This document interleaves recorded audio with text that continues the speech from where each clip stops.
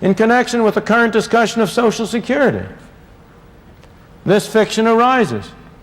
There is a fiction that the Social Security tax is half on the individual and half on the employer. That the individual only pays 5.75%, the employer pays an equal amount. That's nonsense. That's bookkeeping. That's not economics. That's not reality. The part that the employer pays is part of his wage cost. If an employer considers whether it's worth his while to hire an additional worker, he has to consider as part of his cost not only what he pays to the worker, but also the extra taxes he will have to pay to the government.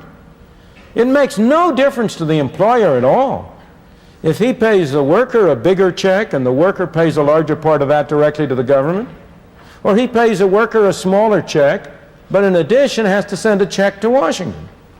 What matters to him is the total number of dollars it costs him to hire an additional person.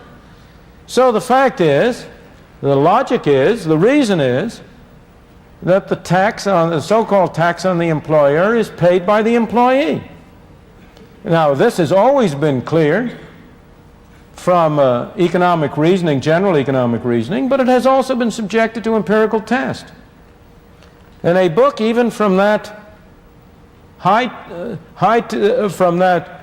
temple of belief in greater and bigger government, the Brookings Institution in Washington, published a couple of years ago, demonstrated empirically that the tax on the employer was really paid by the employee, that it was shifted to the employee, and it can't be any other way, as you will see if you think about it. So business doesn't pay that tax.